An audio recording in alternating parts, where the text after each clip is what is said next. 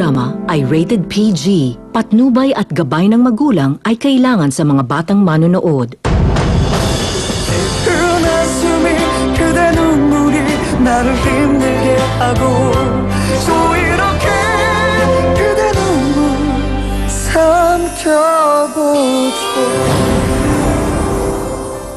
May balita ba kayo sa kapatid ko?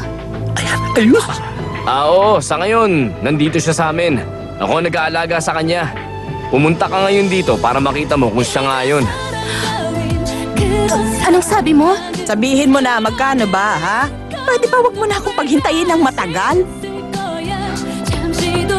100,000. May tawad na yon. Ano ka mo? Ang laki nun, ha? Wala pa dun ang pag-aaral ng bata.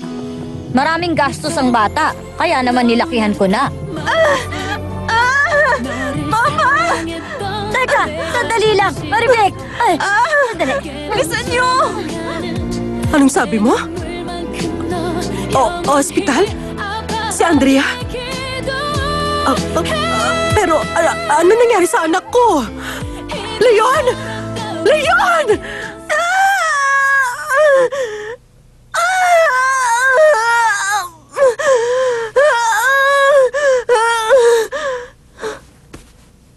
Miss Kim, huwag niyong ipikit ang mata niyo. Miss Kim! Paano to? Anong gagawin ko?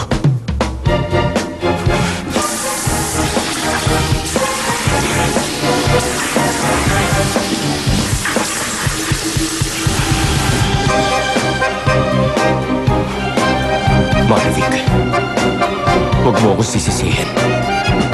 Ikaw ang may gustong maipanganak ang bata.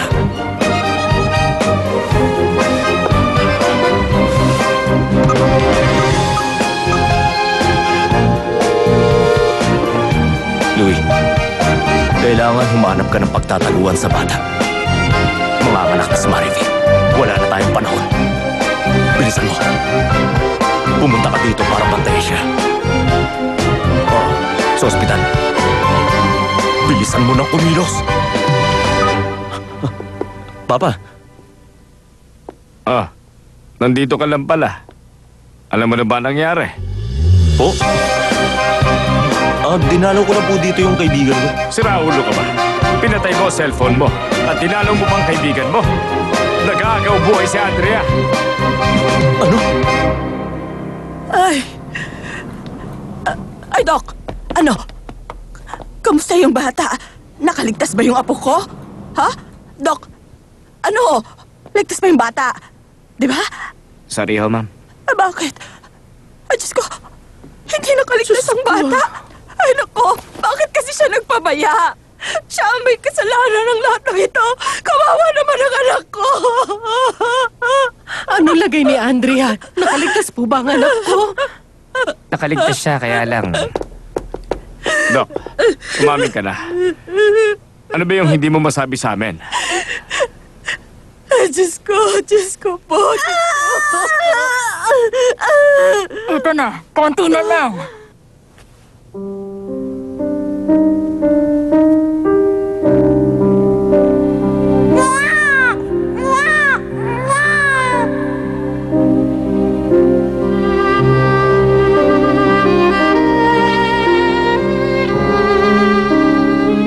Sorry, sir.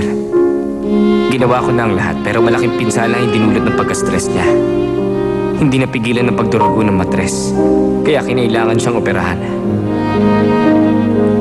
Diyos ko po, ano bang ibig niyong sabihin? Bakit nagkaganon? Ibig sabihin, hindi na siya magkakaanak kahit kailan. Sa kasamaang palad.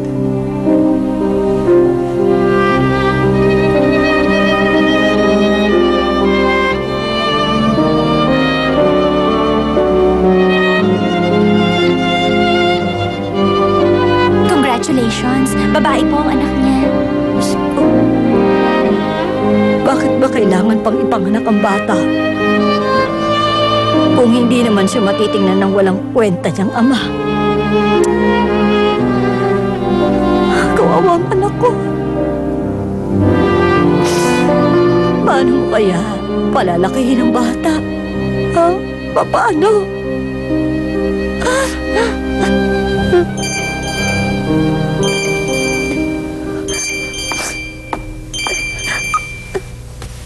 Hello? Anong lagay ni Marivic? Bakit? Tinalikuran mo ng responsibilidad mo sa kanya. Kaya bakit nagtatanong ka pa? Hindi ka makakatakas. Hindi. Dadaling ko sa bahay ng biyera. Wawasakin ko ang buhay niya. Humanda kayo lahat. Kung ganon, nakapanganak siya. Oo. At napakalusog. Babae ang naging anak niya. Nasaan siya? Nakita niya na ba ang bata? Wala siyang malay. Hirap na hirap siya sa panganganak. Tulog pa siya dahil binigyan siya ng pampakalma. Diyos ko, kawawa naman. Napakamalas niya. Walang kwentang nakabuntis sa kanya. Huminahon ka. Pakinggan mo ako. Mula ngayon, aalagaan ko ang bata. Ano? Kukunin ko ang anak namin. Kaya lang, meron tayong kasunduan. Kasunduan? Ano? Sabihin mo.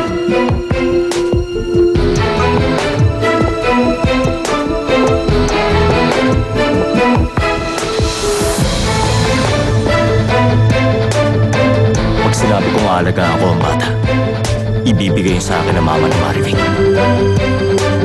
Gagawa ko ng paraan para mailayo ang batang yun.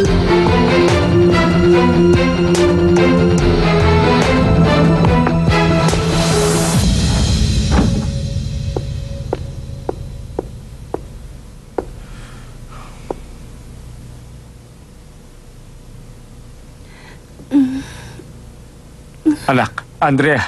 Andrea. Andrea, namilit ka na, ha?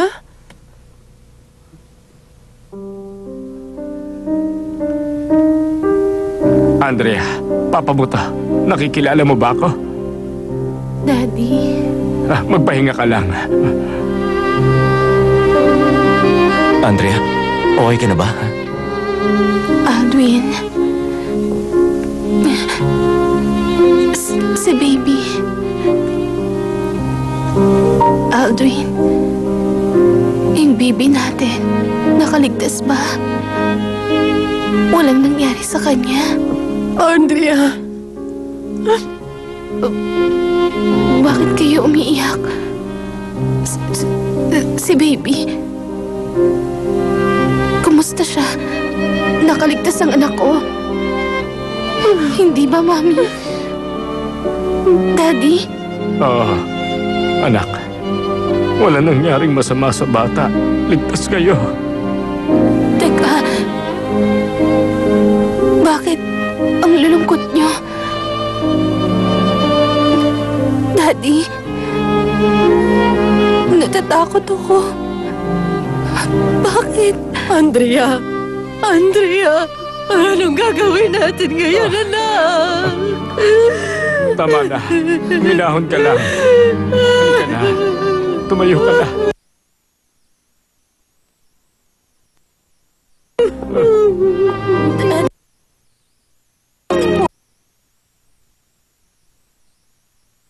Baby ko. Si Baby Jumpy.